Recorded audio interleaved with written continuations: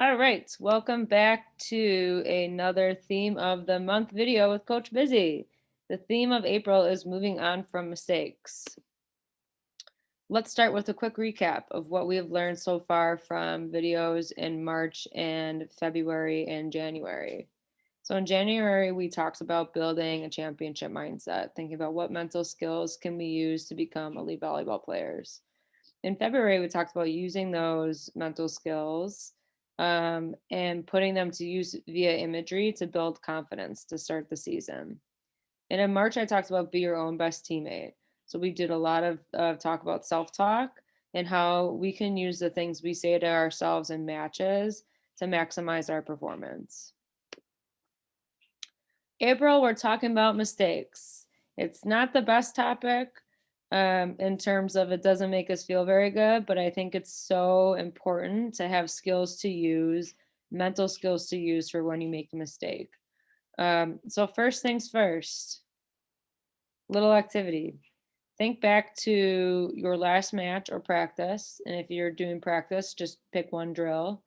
Think about how many errors did you have or how many errors did you make in this match or practice?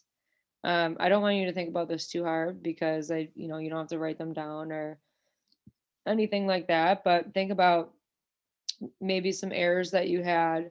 Um, for the point being, I know the number that you say is going to be greater than zero, meaning mistakes happen.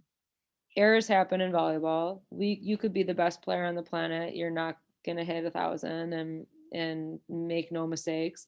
It's just impossible. It's part of being a human. It's part of being a volleyball player.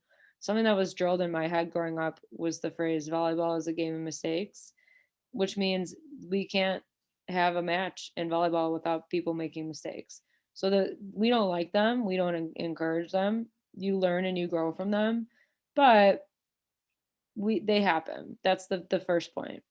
First point I want you guys to know. Mistakes are going to happen. What are things that we do when mistakes happen that cause more mistakes to happen? And that's our next point.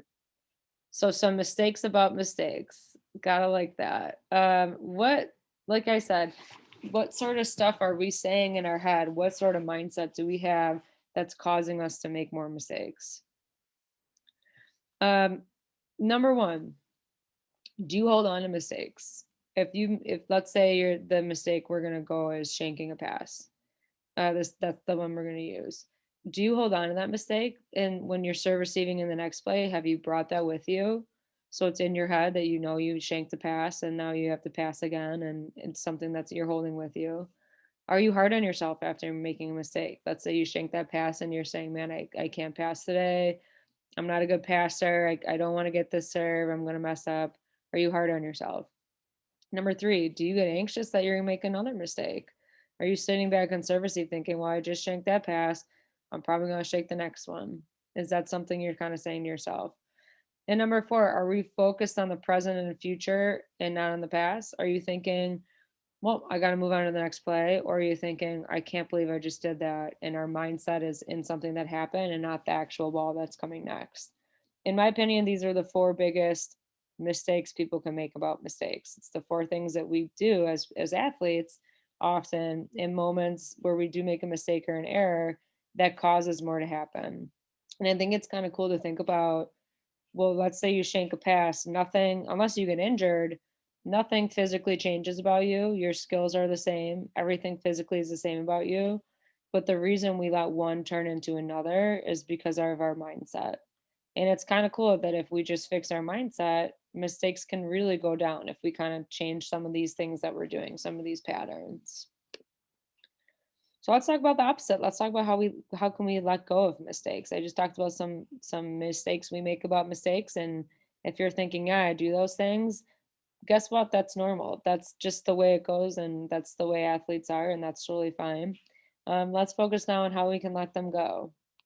So I think that the number one thing to do after you've made an error, and it's a little easier to do it in practice, but you can also do it in a match, is quickly recognize what you did wrong. So let's say our mistake is hitting a ball into the net, and you think, well, I dropped my elbow, and I know that that's what happened, and that's why I hit the ball into the net. You're not tagging an emotion with it. You're not like, oh, I dropped my elbow. I can't believe it. that definitely is not helpful. To say it kind of as a fact, like, yep, this is what happened. I dropped my elbow. Next time I'll keep my elbow high to hit better. That's number one.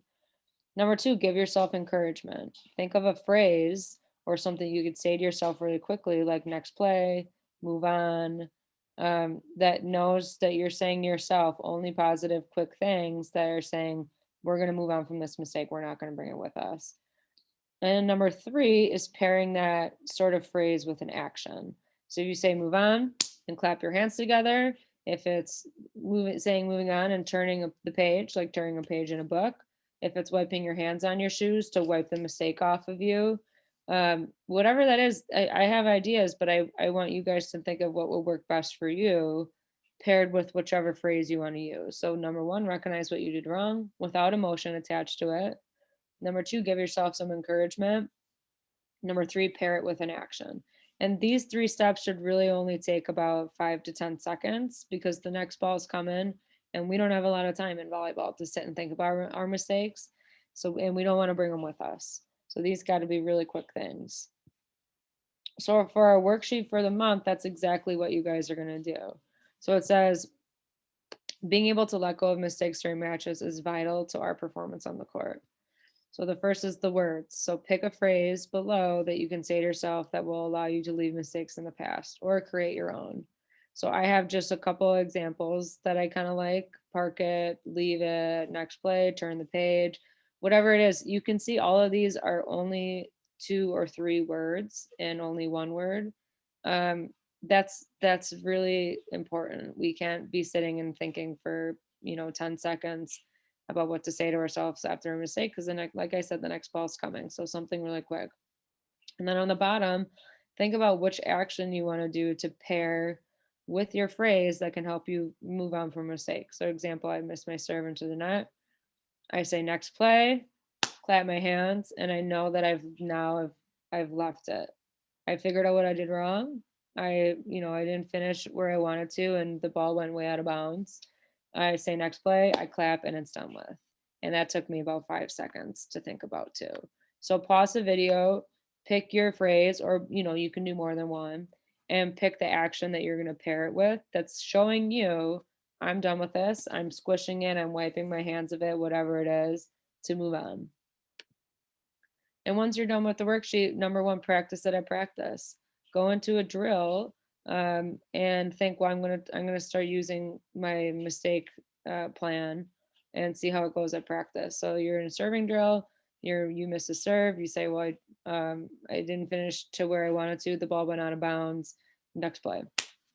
And that's it. You practice that at practice.